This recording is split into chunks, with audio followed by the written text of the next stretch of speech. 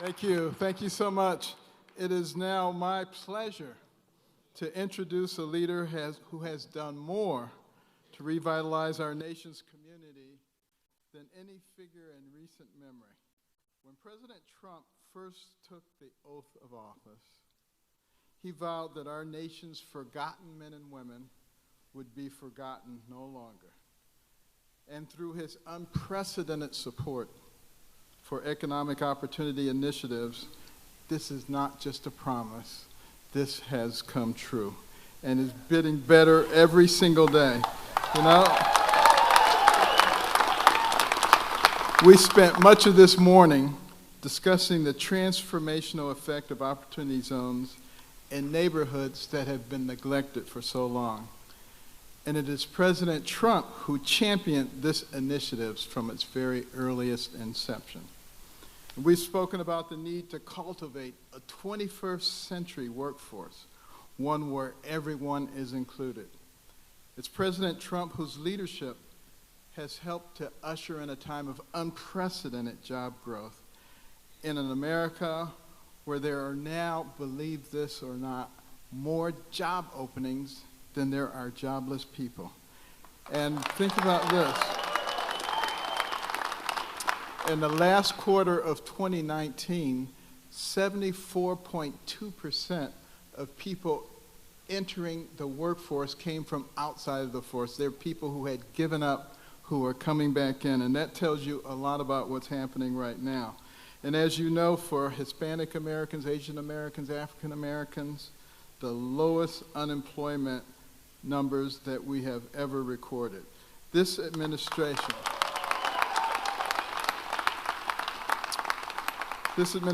has emphasized the importance of preserving and advancing our nation's educational institutions. The president recognizes that in this society, if you get a good education, you write your own ticket. And he's also included every type of vocational training to get our people ready for the 21st and 22nd centuries. He reminds me so much of my mother, who, you know, she didn't have a chance to get much education, but she knew that that was the key. And she suffered all kinds of criticism because she made us stay in the house and read books. And her friends would say, you can't make boys stay in the house and read books. They'll grow up and they'll hate you. And I would overhear them and I'd say, Mother, you know they're right. But it didn't matter. You know, she stuck to her guns, and one son became a neurosurgeon and the other one became a rocket scientist. So she had the last laugh. But, you know, at a time when funding for historically black colleges and universities was in jeopardy, the White House and Congress came together to reach a historic agreement. It's President Trump who, for the first time ever, signed legislation to permanently fund HBCUs. And we all understand the importance of a healthy business climate. It's President Trump who's been pushing the public-private partnerships. He recognizes that there's more money in the private sector than there is in the government, and we don't want to just keep driving government debt. So fostering those kinds of relationships will make all the difference. It's President Trump who has overseen this historically strong national economy and helped foster the economic renaissance that gives our work the vitalized communities that we need so badly. And I gotta tell you, it doesn't take a brain surgeon to figure out how incredibly important all these changes have been for our country. But for good measure, as a brain surgeon, I can testify that President Trump's leadership has been transformative. And above all these accomplishments, I've come to know the president on a personal level, as a friend.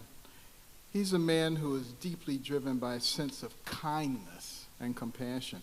You know, talking to the people who drive the cars and park the cars at Mar-a-Lago, they love him. The people who wash the dishes, because he's kind and compassionate. When he bought Mar-a-Lago, he was the one who fought for Jews and blacks to be included in the clubs that were trying to exclude them. You know, people say he's a racist. He is not a racist. You know. And it is certainly an act of compassion to help our fellow Americans who are struggling in neighborhoods. And true kindness and real compassion happens when you don't just help people to endure, you help them to overcome. And I'm proud to say that our president is a leader who is truly focused on doing just that. When it comes to the hard work of revitalizing our communities, we're sometimes faced with a choice of doing what's easy or doing what's right. And we're going to always choose what's right to deliver truly amazing results to the American people. You're already seeing it. And we just have to put the politics aside and work together. Now, unfortunately, there's a lot of folks who won't do that. And they accuse our president of everything under the sun. And he is guilty of every evil thing they can think of. But let me tell you what he's really guilty of. He's guilty of creating a dynamic economy that is working for everybody. He is guilty of creating a military that is so strong that it can't be challenged by anyone. He is guilty of recognizing how important it is to have a space force. He is guilty of trade agreements that level the playing field. And he is guilty of recognizing that we cannot be truly successful until we bring every part of our economy into the successful wheelhouse that he has created. Ladies and gentlemen, 45th President Donald J. Trump. And I'm proud to be an American, where at least I know I'm free. And I won't forget the men who died, who gave that right to me. And I gladly stand up next to you and defend her still today. 'Cause there ain't no doubt I love this land. God bless the USA.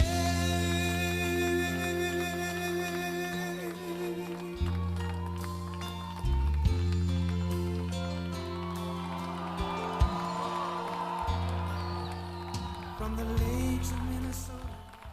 Good music. But we have to get down to business. We're in North Carolina, and they talk business. But I want to just thank everybody for being here. Wonderful crowd. Oh, look up there. Look at all those people. Thank you very much. Thank you very much. And thank you to Ben, a special guy. He was very tough, you know, on the campaign trail. I had to fight him for a long time. He wouldn't go away.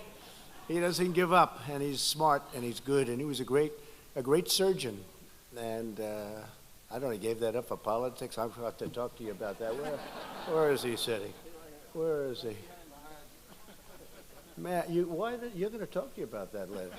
I have to explain. I think he's probably regretting that. No, he's doing an incredible job. An incredible job. You really are, Ben. Housing, he's done a job like a few people have done it, but wonderful to be here with the incredible men and women who are restoring prosperity. That's what you're doing. Rebuilding hope and delivering opportunity to those who need it most. Together, we're making our country stronger than ever before. We are doing numbers that you wouldn't even believe. Nobody would have thought it was possible. This morning, the brand new jobs numbers came in. We smashed expectations and created 225,000 new jobs last month. 225,000. They were thinking maybe 100, maybe 105. I was watching all the geniuses this morning on television. What do you think it's going to be? It's going to be 110. 225, pretty good, right? 225,000 for last month. That's only last month. Unemployment claims in North Carolina are down 30% since the election and have fallen to their lowest level ever recorded. Pretty good. And we're here in Charlotte to expand and grow this unprecedented economic momentum that we have going all over the country. You're having the best year you've ever had in this state by far. Today we're launching a brand new nationwide campaign to revitalize underserved cities and towns all across America. It's called Opportunity Now. Opportunity Now. It's a big deal.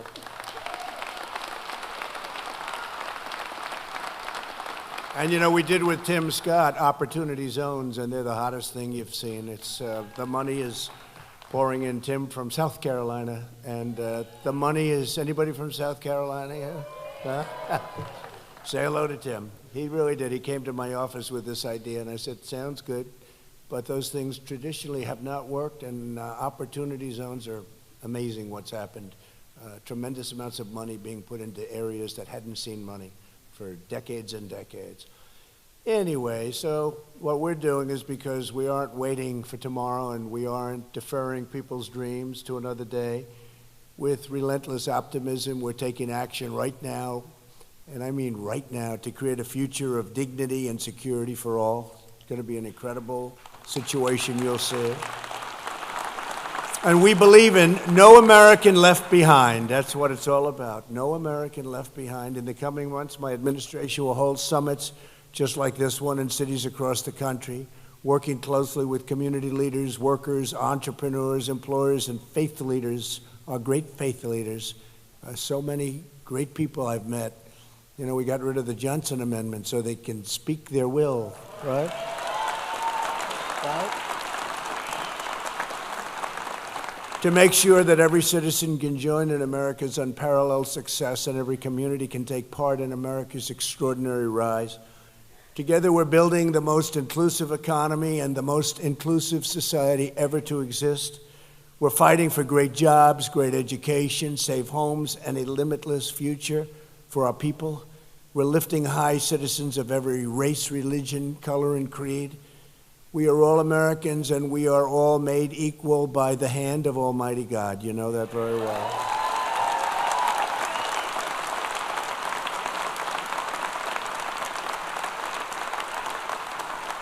Joining us today is Small Business Administrator Jovita Carranza, who is helping to lead this groundbreaking effort along with Secretary Carson. Jovita, where's Jovita? Jovita. Good. Thank you, Jovita. Great job. Thanks also to the many great members of Congress that you have with us. And these are warriors. These aren't like, these people have been fighting hard. Do you mind if I take them? Am I allowed to take a couple of seconds and introduce them? I call them warriors, senators and congressmen and women, but they've been incredible. You saw what happened. It was the impeachment hoax. And now that's a thing of the past. So now they have a failed impeachment hoax. They can put that on, their resume.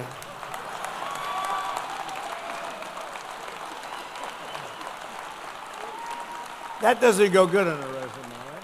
That's a failed hoax. Every one of them have to put it right on that resume. It was a fix, except when it got up to Congress, we had 197 to nothing. Our Republicans hung in, and our senators were incredible. They were really incredible, same kind of a thing. And a man's here who's really become a friend over the last year and a half. And we had a good relationship, but we sort of disagreed on a couple of minor policies, and that's okay. Of course, I won't put up with it for long. Tom Tillis. He's been a great friend.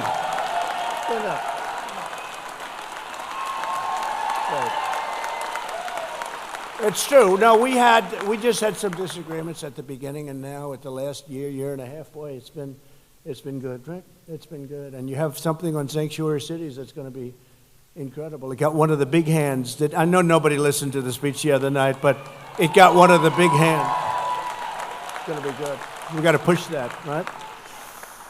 So, Tom, thank you, and thank you for your support. It was great, your vote and everything else. And we have some congressmen.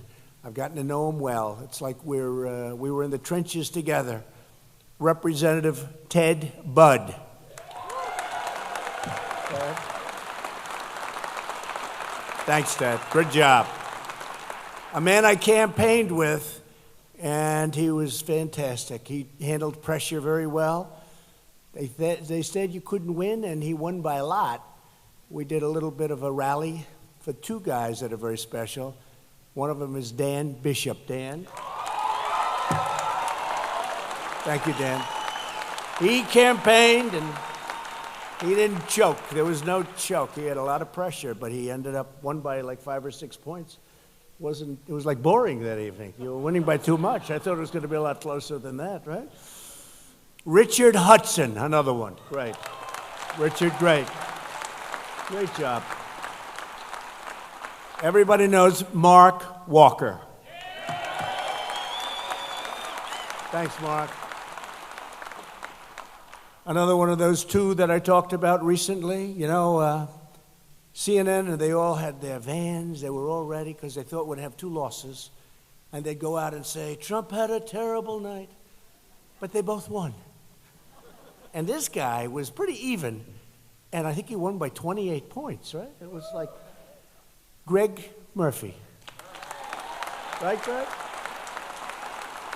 He won by a lot. They both won by a lot. A man that I've gotten to know too well. I love his wife. I mean, his wife, she was with me before he was with me. I have to say it. But he came along very quickly. Long time ago, right? And she would go out with women for Trump, the buses. She had buses all over the place, right? Deb. Where is she? Where's our Deb? Oh, Deb. Well, I know them because they follow me around a little bit, right? They are incredible. They are incredible. How many of you come to, how many rallies have you? This isn't a rally, you know. This is a serious deal. How many rallies would you say? A lot. And we have a lot of fun. Thank you very much, John. Mark Meadows, everybody. Mark.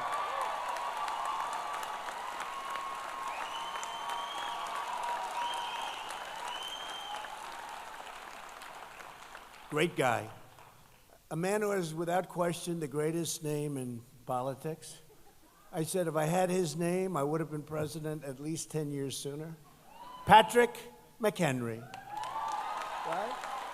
Best name in politics. A woman who's much tougher than any of these people.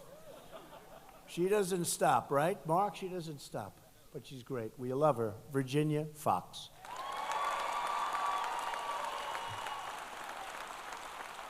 A very popular guy who wins elections by a lot. He's a tremendous asset to Congress and a tremendous friend, Ralph Norman. Ralph? Thank you, Ralph. We call him Landslide Ralph because he wins by a lot. William Timmons. William, thank you. Great job. Great job. And a man whose son I probably like even more than him. Alan, what a job Alan's done. Joe Wilson is tough and smart, and he is there all the time. And his son is just like him. His son is better than him, I think. Right? And he doesn't mind. You know, I have a lot of fathers that they don't like it when I say that. I've had some, please don't say that my son is better. They say, you're not a good father. He's a great father. And he's proud of his son. His son's fantastic, and he's fantastic, and thank you very much. Thanks, Joe. So we're honored to be joined by North Carolina Lieutenant Governor Dan Forest, who's big future. Big future. You got to get rid of the sanctuary city, Dan. You going to be able to do that? Huh? I think, right? A lot of people want to get rid of them. Plenty of people in California want to get rid of them. Believe me, it's something. And we have many other state and local leaders from all across North Carolina. We're thrilled to have you all here, and you're the ones that really know best, and we're spending a lot of time in the state. We'll be coming here. Lewis is around someplace. Where's Lewis? Lewis DeJoy, thank you very much, and I appreciate it. We'll be coming here a lot, and we're way up in the polls, but you know what I say? I pretend 1 point down everywhere. Somebody said, how are you doing? I said, we're 1 point down everywhere. But we're way up. That's what they tell me. Way up in North Carolina. Way up in South Carolina. Way up in South Carolina. Ralph? Way up. So anyway, so we just assume it's always good. I always say, pretend you're 1 point down. That way you work your ass off, right? We have to do that because this is the most important election coming up. This election is, I used to say the other and the other. You know, the other is the other. 2016 was incredible. But you see what's going on. You see what's happening on the other side. They want to take everything away. They want to destroy everything we've built. We've got the most successful country in our history. They want to take it away. Not going to happen. It's not going to happen. As I said in my State of the Union address earlier this week, our nation is in the midst of the single greatest comeback that we've ever had. This is a comeback. We were doing poorly. You know, if you remember, goes all the way back, for years I heard that China will take over as the largest economy in the world in 2019. I kept hearing that. I hated it because I said, if I run, 2019's not so far away. We are so far ahead. We are so far ahead now. Phew. We became a rocket ship, taking in billions and billions and billions in tariffs, giving a lot of it to our farmers and different people that were targeted. Now we have a deal with China. I just spoke to President Xi last night, and you know, we're working on the problem, the virus. It's a very tough situation, but I think he's going to handle it. I think he's handled it really well. We're helping wherever we can, but we have a great relationship. It's incredible. They respect us again. They didn't even respect us. What they were doing to us, they didn't even respect us. They respect us again, and we respect them. And I think we have the best relationship we've had with China, but it's really incredible. So we signed the deal. We signed the Mexico deal and Canada deal, USMCA. Signed a deal with Japan, $40 billion coming in. Signed a deal with South Korea, which had a terrible deal. That was a deal made by crooked Hillary Clinton. She said 250,000 jobs this will produce. It's going to produce 250,000 jobs. And she was right, for them.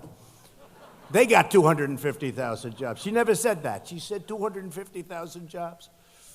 Anyway, we changed it around. We said, sorry about that, but we're changing this deal around. For decades, Washington politicians put special interests ahead of American interests. They enacted disastrous trade, really, and I mean disastrous trade policies like it's unimaginable, frankly. I looked at some of these deals. I said, who the hell would have done this? Who would have done this? A child wouldn't have agreed to this stuff. Unbelievable. And we're still here. You know, it's pretty incredible when you think of it, but I don't know that we would have been for long. So we changed them around, but the trade policies that shuttered our factories, gutted our communities, and shipped millions and millions and millions of jobs overseas and to other places. They spent trillions of dollars in the Middle East, but they allowed our own cities to crumble in total disrepair. You have a road, you have a bridge, you have a school. We'd build schools in Afghanistan. They'd blow it up. We'd rebuild it. They'd blow it up. We'd rebuild it. But if a school in South Carolina needed money, if a school in North Carolina needed money, if a school in Florida, any of the places, you know it right here, north, you can't get money. But we get you the money. We get you the money. But they spend almost $8 trillion now in the Middle East. Terrible, terrible thing. But we're doing tremendous work, and a lot of our soldiers are coming back home. You see it. You see what's happening. They're all coming back. They weren't meant to be law enforcement. They weren't meant to be law enforcement. They're meant to be soldiers, you know. And we love our law enforcement, but we didn't put the soldiers over there to be law enforcement. And they imposed crushing government burdens that punished working-class Americans of all backgrounds. But not anymore. Those days have changed, and they've changed very quickly, and more so than you're even hearing about. After years of building up other countries, we are finally building our country.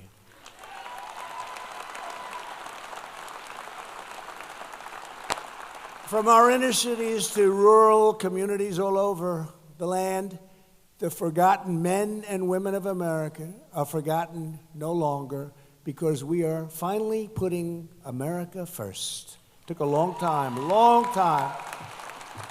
long time. Our economy is now the envy of the entire world. You have to see when leaders come to my office, this beautiful Oval Office. I've had people walk into the office. It's beautiful.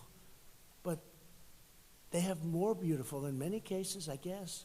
But it's what it represents. They walk in, powerful people, big people, and you see them crying.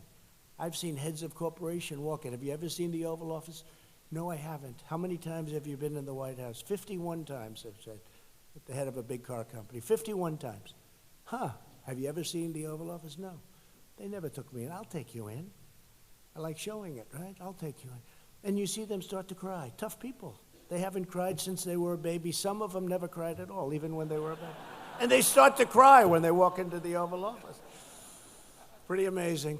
Since my election, America has gained 7 million brand new jobs, including 220,000 brand beautiful new jobs in a place called North Carolina. Isn't that good?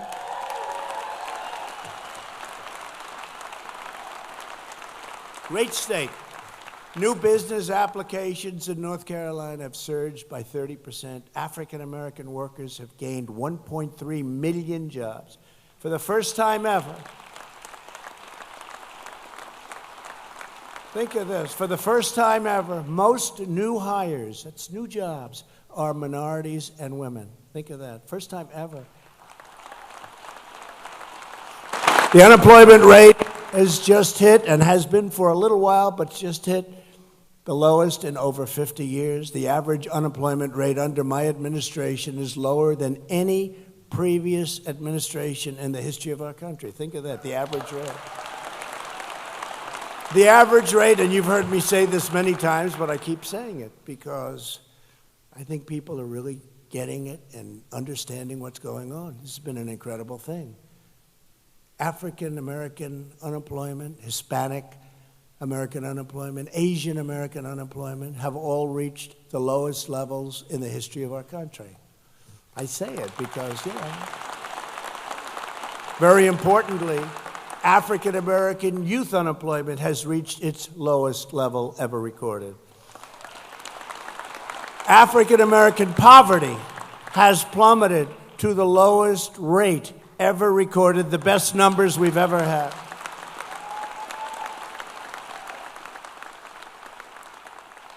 Remember, I used to say, what do you have to lose? I was in a room, and it started, and I'm reading off economic numbers, the worst crime numbers, worst housing ownership numbers, worst everything, just worst education, worst everything. I think there were 9 or 10 different very major factors.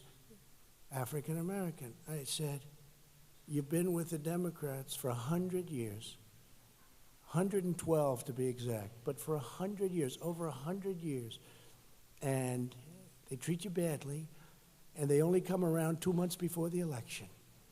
And then right after the election, they say, bye-bye, we'll see you in 2 years or 4 years, right? But they come around and they work real hard, they want your vote, and then the day after the election, they're gone. That's the Democrats. And I said, all these bad numbers, what the hell do you have to lose? I say it 2 ways. When I have a very sophisticated, tough group like this, I say, what the hell do you have to lose? And when I have a very kind group, I know too many of the people in this whole place, they're not so kind. But I say, what do you have to lose? It's very much less effective when I say it that way. When I go, what do you have to lose? It's like, let's fall asleep. But when I say, but I remember I said it this night, I said, what? There was 25,000 people. I said, what the hell do you have to lose? The place went crazy. Then I went off stage and my people told me, I don't know, that's not nice. I said, no, it's true. It's true. What do they have to lose? Right? They didn't like it. They didn't like it. That's why they're all looking for jobs. We didn't take that one. But I said, no, we got to get the point across. And we did well in the election, but now we're doing numbers that I think maybe no Republican has done. We're doing numbers. Let's see if that has to carry. November 3rd, we have to go to November 3rd. But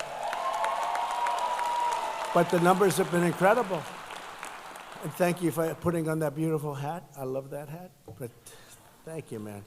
But it's incredible. What you're seeing now is incredible. It's a renaissance for African American, but for Asian American, for women, for everybody. Workers without a high school diploma have achieved the lowest unemployment rate ever recorded in history. Think of that. There's a lot of people. They don't have a diploma. They didn't go to high school. They went to high school. They didn't graduate, let's say.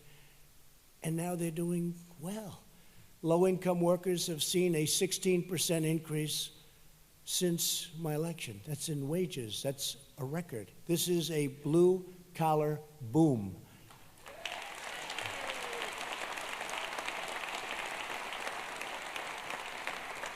Wages for African American workers have increased by $2,400 per year. That's a record.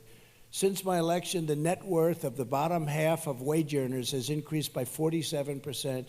That's 3 times faster than the increase for the top 1%. Larry Kudlow left. He said, please, please read this. I say, who the hell is going to know what it means? But you know what it means? It means that people that are really working hard, that aren't doing so well, haven't done well, are doing proportionately better than people that are doing very well. It's great. Median household income reached the highest level ever recorded. Think of that one. Median household income. And think of it, President Bush for 8 years, it's $450. President Obama for 8 years, it's $975.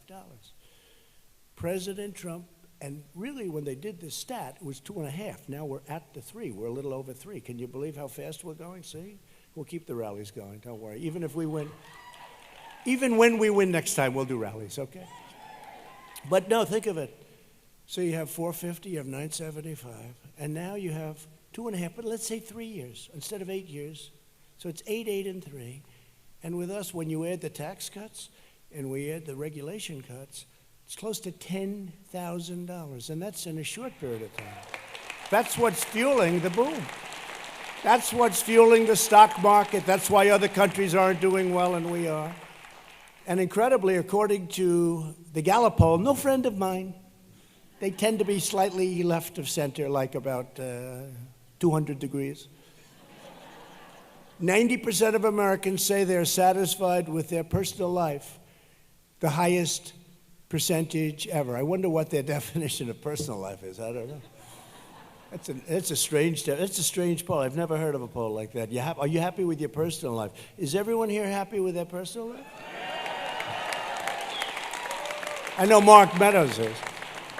No, it's a strange poll. I'm trying to give me a definition of it. There's a lot of definitions you can get there. To lift up underserved communities across the nation, our tax cuts created nearly 9,000 opportunity zones. Again, Tim Scott, including more than 250 right here in North Carolina. So that's something. 250 in North Carolina. Long-term investment in these communities is now taxed at 0.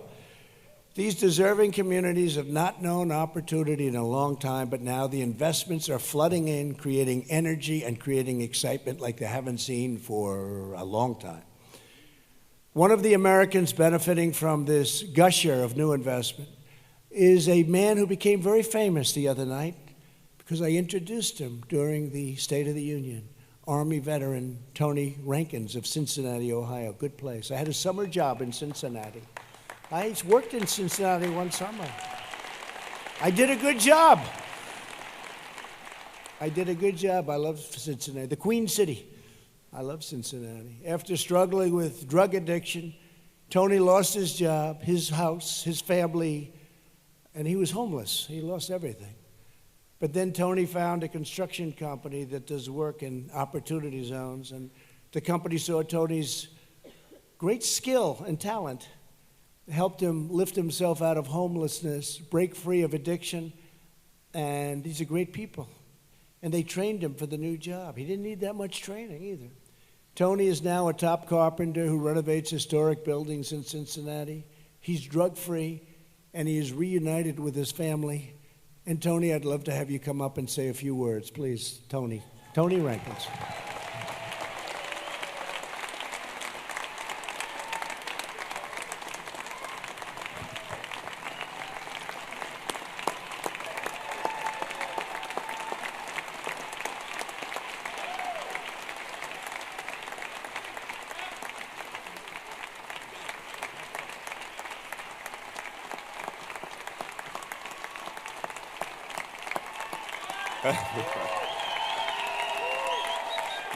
Thank you.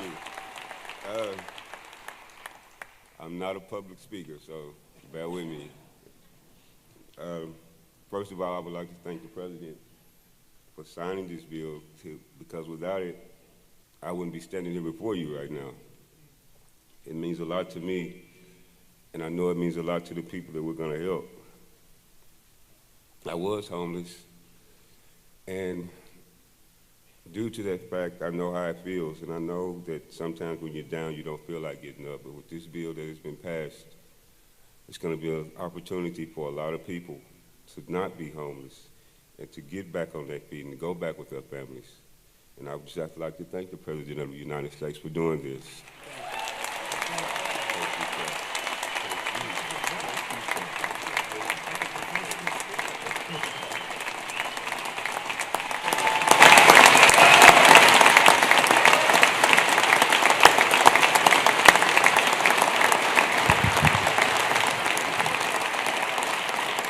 A lot of love. The fact is he became very famous. So he'll leave his job as a carpenter, he'll go to California, become a movie star now. You never know. Good. Tony, thanks a lot. They really did, and they loved you the other night. Thank you. Sat right next to my daughter, Ivanka, and great, really great. The construction business is where Tony's employed and working to help 200 people rise out of homelessness every year by investing in the opportunity zones. And now they're coming to North Carolina to build housing for veterans in an opportunity zone right here in Charlotte. And I want to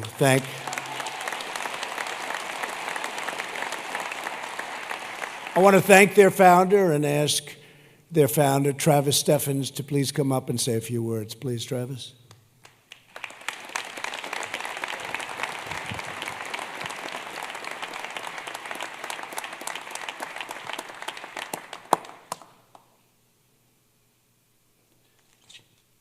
Thank you, Travis. You know, Tony got a much bigger hand than the boss, right? Much bigger.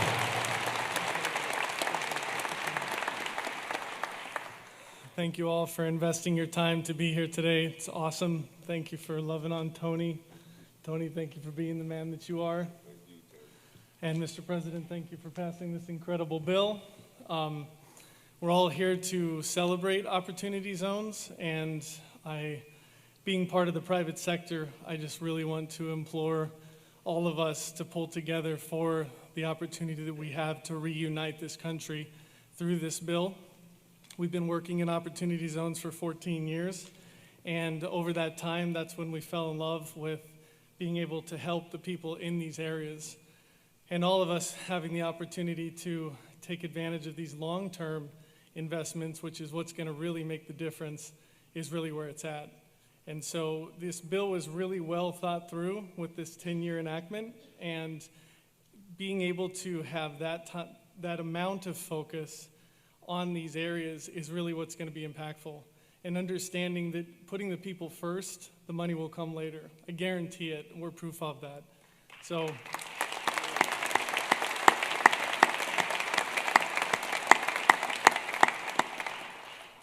we've helped hundreds of people like Tony, and you guys can do the exact same thing. So we'd love to share our model. We'd love to explore it with you. We have an awesome algorithm, and it's not proprietary. We'd love to help this expand across the country.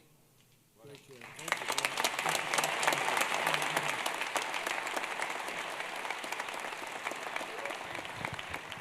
How did he do, Tony? Okay. Did okay? He did good, right? You did better.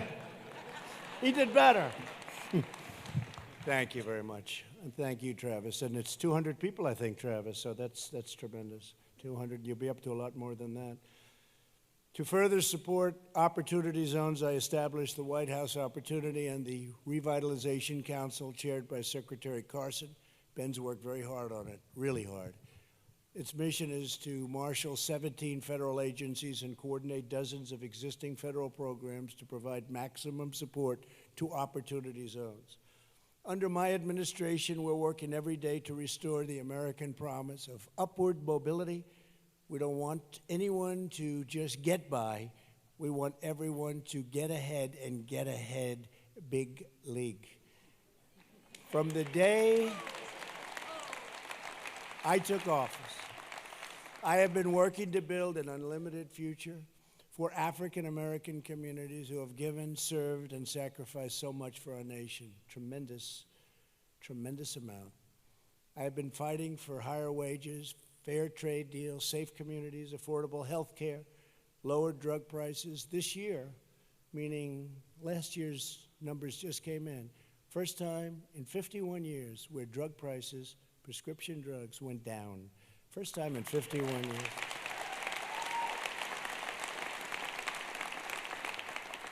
And frankly, if the Democrats would ever negotiate, instead of wasting all their time, we could drive those prices down so low. It would be so beautiful. I mean, what's not to like? But we're fighting for school choice and also criminal justice reform. You know, we got that done. Criminal justice reform. Big thing, we got it done. I will not rest, I will not stop, I will not give up until we have delivered equal and abundant opportunity for every community in our land. We're not interested, it's true. No, we're not interested in business as usual. We're not interested in continuing yesterday's failures, of which there were many, or the old ways of doing things. We want to disrupt what's broken. We want to really disrupt this place because none of the other stuff worked. When you look at the opportunity zones, how successful they've been, we're doing things that are just really incredible. Now the economy's helping, I guess, and a lot of things are happening, a lot of good things are happening, but so many people are benefiting. We want to challenge what's failed and focus on delivering real results, improving real lives, and making the world a better place for every American child, no matter their place of birth or zip code or residence, no matter where they live, no matter where they come from. Our commitment to Opportunity Now includes those who have been released from prison. This is the first time where prisoners are coming out and getting jobs and not having to go back. The percentage is unbelievably different. To give former prisoners the chance for a fresh start, last year I was proud to sign the landmark criminal justice reform into law. It took a lot of work. It was a very tough one. They've been trying to get it for a long time, and other administrations couldn't get it. We got it done. We get things done.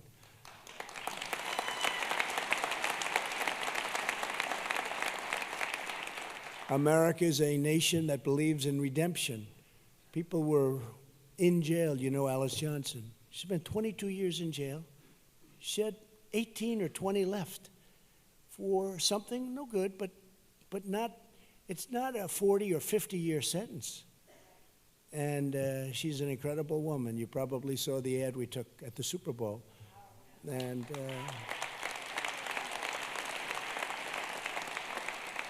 I had another ad. We had two of them, and the first one was going to go in that spot. That was the best spot. That was right after the first time out. And this was one with jets and aircraft carriers and missiles all over the place. It was exciting. It was great. And I thought this was going to be just great. And then we had the Alice Johnson ad. So we played the first one, and I have one guy in particular who's a tremendously talented person. And everybody just assumed, you know, the missiles and the planes, that was going to be the ad. And then we'll put Alice back a little bit further, frankly, and not in as good. You have two spots. You can get one great spot, one not so great spot. This guy comes in, looks at both ads. He says, the Alice Johnson ad is unbelievable. I said, what about the aircraft carriers? He said, it's fine, but, you know, I've seen them before. You do them all the time, actually, right? And as soon as he said that, I realized, and everybody is talking about that ad. Alice is a tremendous woman, tremendous person. And I said, how many other women do you know in prison like that, Alice? She said, many. I said, now, do you know some that can't come out? Absolutely, because I wanted to hear that too, because that's true also. But I said, how many? She said, many. I said, get me their names. Just get me their names. She knows. She's in there a long time. 22 years she spent. Our roaring economy has, for the first time ever, given many former prisoners the ability to go out and get a great job. We've also made it a priority to encourage businesses to expand second chance hiring practices.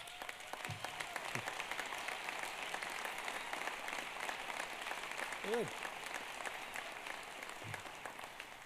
When my administration says hire American, we mean all Americans, every American.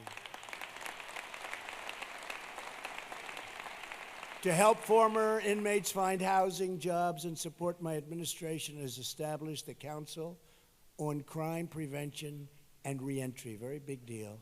Today, I'm proud to announce that I'm appointing Tony Loudon, pastor of Maranatha Baptist Church. Where's Tony? In Georgia. Tony, where is Tony? Come on, Tony.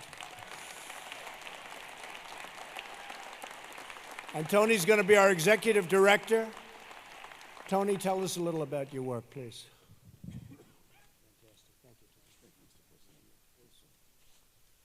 To God be the glory.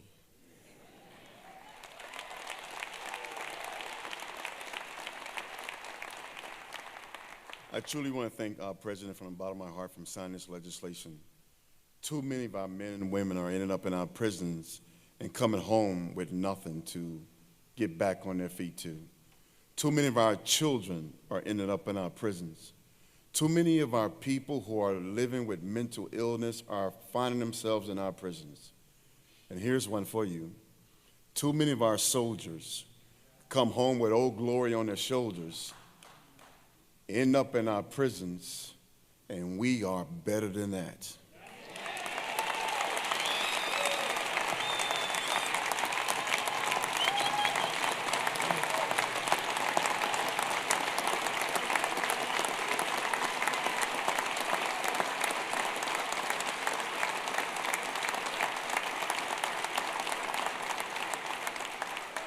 And so with this legislation that the president signed, now is the time to take this opportunity, rebuild our communities. And if you learn how to cut hair and cut grass and be an entrepreneur in prison, we're going to give you a second chance, and we're going to make sure you come on with your driver's license, your ID, and your birth certificate so you can get back on your feet and be reunited with your family. Now is the time. So with that, I encourage our faith-based organizations, our clergy, our businesses, our Chamber of Commerce, and all our legislators. Now is the time to get together and get behind this president. Thank you.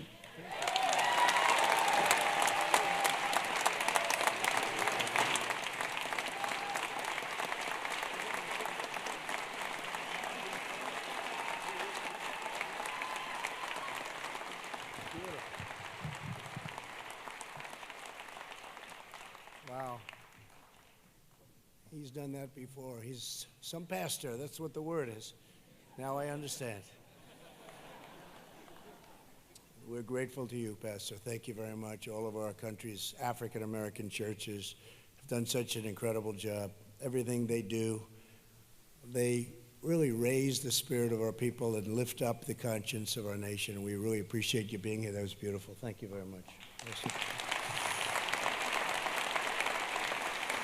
My administration will always defend the cherished legacy and vital contributions of our African-American churches. They are so vital, so important. To make the most of America's boundless opportunities, every American child deserves a great education. Yet for too long, countless American children have been trapped in poorly performing schools. That's why it's one of those things I talked about in the State of the Union address. I highlighted the story of Janiah Davis, a fourth grader from Philadelphia who was on the wait list for a school choice education freedom scholarship in Pennsylvania, along with 50,000 other Pennsylvania students. We got Janiah her second, really you call it a sort of a second chance, but we got her the school choice scholarship that she so desperately wanted with her mother. Mother's terrific. And now I want to ask Congress to pass legislation that would extend the same opportunity to 1 million American children, including 40,000 students right here in this incredible state, this incredible place.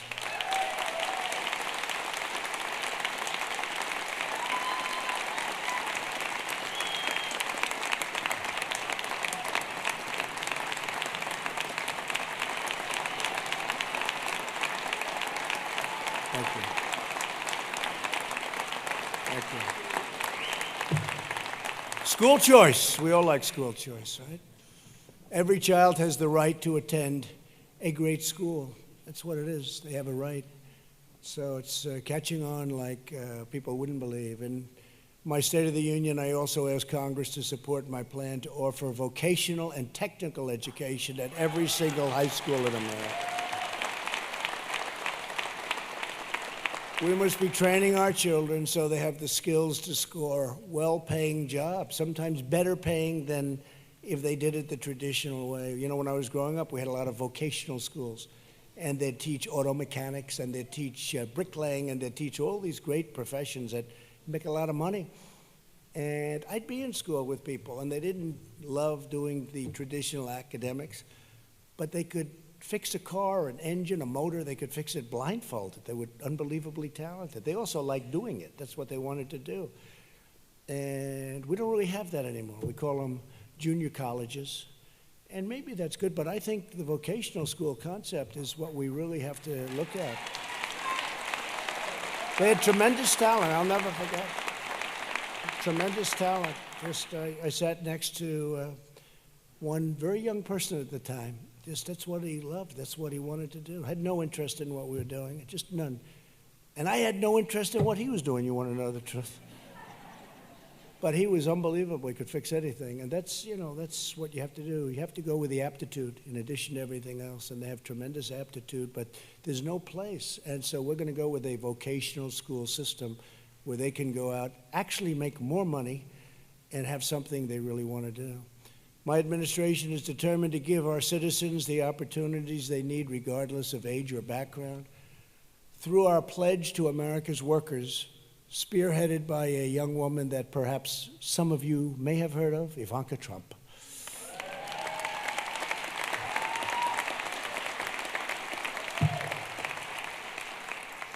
Over 415 companies have committed. These are the big companies for the most part.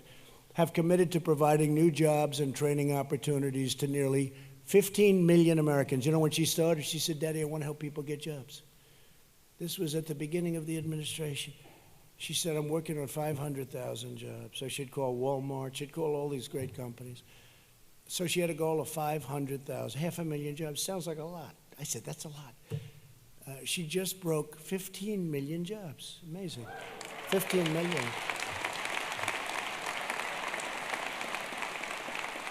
And they're not trained by government. Government can't train them. Look at what happened. I mean, look at. I love the state of Iowa. We just did very well in Iowa, by the way. We set a record, but nobody talks about that. What they do talk about, the fact is, the Democrats don't know what the hell they're doing. It's true. Mark just got back. You know. I'm watching. You'll have to see these campaigns. You know, they'll spend $20, $25 million, let's say, on average, but it's really more than that. And they go out, they work, and they work. They've been campaigning there for weeks. They even had to leave the impeachment hearing. I said, keep them here. You'll get a real fast settlement, but they couldn't do it. But they go out, and they work, and they spend just millions, hundreds of millions of dollars. And the only thing they didn't check to see whether or not the app worked. It didn't. It fried all votes. They're all fried. So now you have all these people fighting. I was first. No, I was first. They're taking samples. They're doing the vote by a sample. We got 2% of the vote. Let's see who won. And it turned out to be Pete Buttigieg, whoever the hell that is. Mayor Pete. Mayor Pete. Explain that one to me. Someday you're going to explain that one to me, right? Right? You people. No, do you ever see anything so crazy? They can't count simple votes, but they want to fix your health care system. Oh, think of it. Remember the Obamacare, right? Remember? It was going to cost $5 million. It cost $5 billion, right? $5 billion. It still didn't work. Still didn't work. But they have something going on in Iowa that's sad, actually, if you want to. It's embarrassing. Although I'm not overly embarrassed by it. I see these shows this morning, they're saying, oh, this is a disaster. Trump is going to kill us on this one. They're right. They're right. All that time. All that time.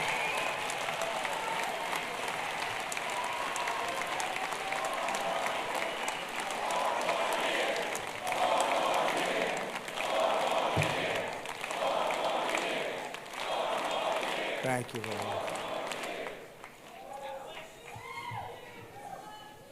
Now, if you want to drive them crazy, go 12 more years, 16 more years.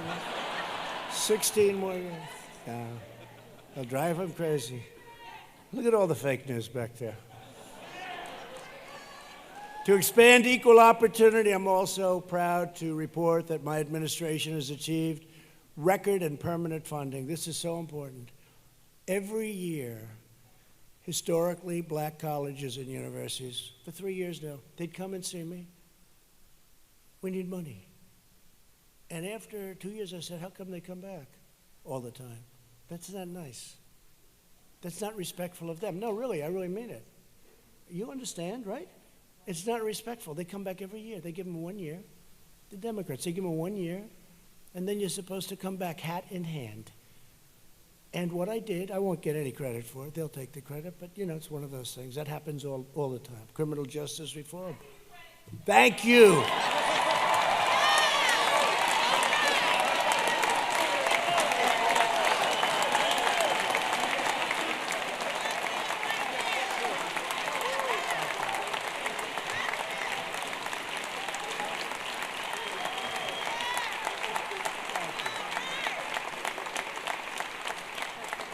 That is nice. I think so. I think we're getting. Look, hey, we are in the Oval Office, so I guess something happened, right? But it is true with criminal justice reform, they couldn't get it. Nobody could get it. And a group of people, including Van Jones and others, came to the Oval Office. They came with Jared Kushner, smart kid, smart guy. And they came to the Oval Office, and they said, we can't get it. We need help. I said, who do you need help with? Some very tough senators, like Tom. No, they need help with some very tough people that are senators. They needed to get over the line. They needed numerous senators, Republican senators, that weren't so inclined. We had some that absolutely right from the beginning. Ted Cruz, right from the beginning. Mike Lee, very conservative, right from the beginning. But they needed help. There was no way they could, it was dead. So they came to see me, a group of people, headed by Van Jones, and they asked me for help. And I called like 6 people, and I got them, I explained it quickly, and I got them to support it. And it got passed. And you had another side.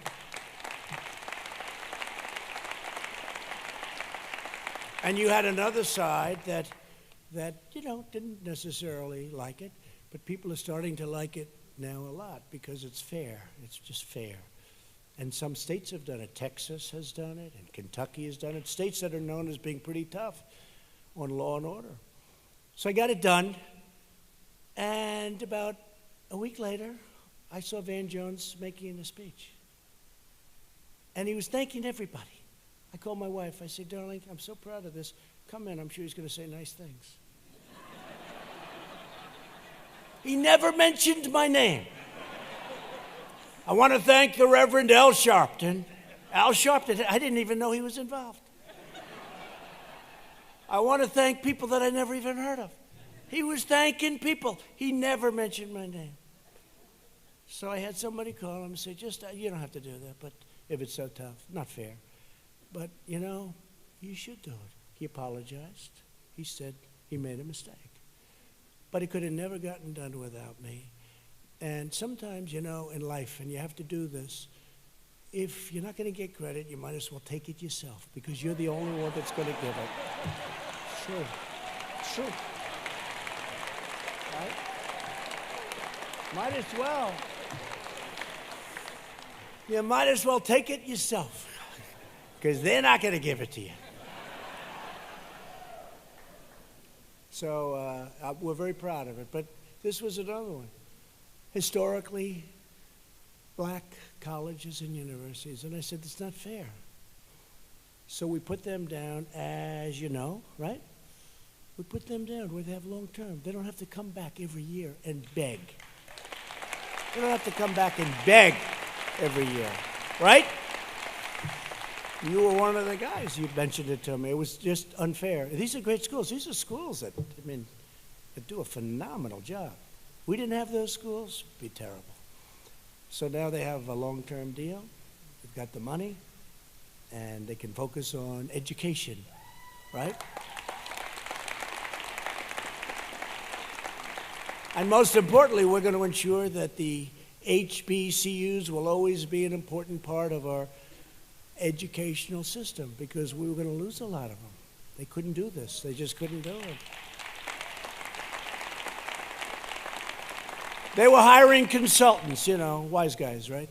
Real wise guys. They were hiring consultants, I call it, who get percentages, who get a lot of money to go to Washington and lobby and work and this and that. And a lot of the percentage of the time spent was on spending and seeing congressmen, seeing senators, seeing people.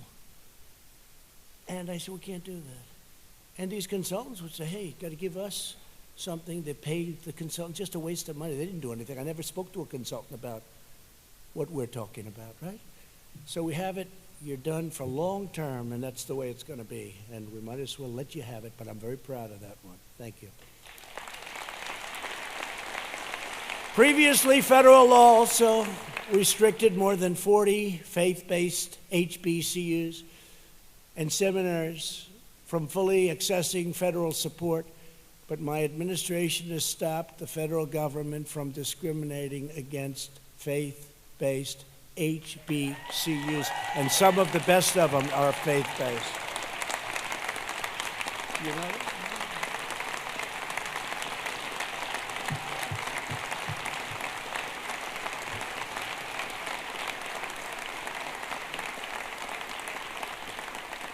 Some of the best are faith-based. That's a whole thing going on.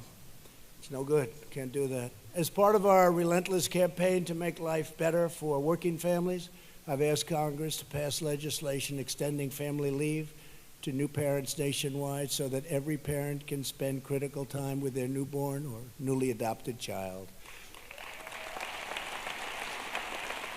And we've also overseen historic funding increases for high-quality child care, enabling states to help more children, many of which have reduced or eliminated their wait lists altogether. We had tremendous wait lists, and those lists are way down. At the heart of our economic agenda is the conviction that for America to truly prosper, all of our communities must share in the gains. We're making big gains, and they have to share.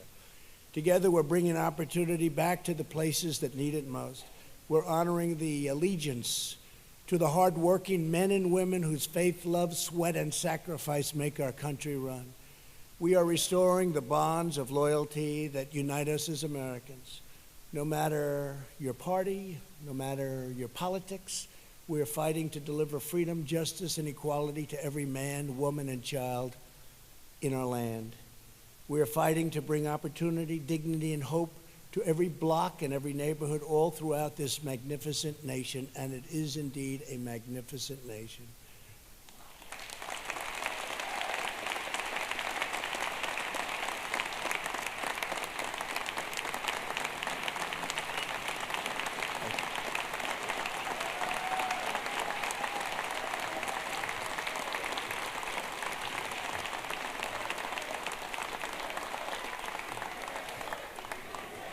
Thank you very much. Thank you. With the help of everyone here today, we are restoring the American dream for the American family. We're giving a voice to those who were voiceless and hope to those who felt hopeless. No part of this country will ever again be ignored, neglected, overlooked, or abandoned. We are all united by a shared home, a shared destiny, and a shared devotion to our fellow citizens. We love our country. We are one American family. Thank you, darling. I love you, too. She blew my best line, but would you stand up, please? Where are you? I think you're great. I love you, too. Thank you very much. I was all set to really hit it, but I like that better. But we're one American family. We rise together, we thrive together, and we win together.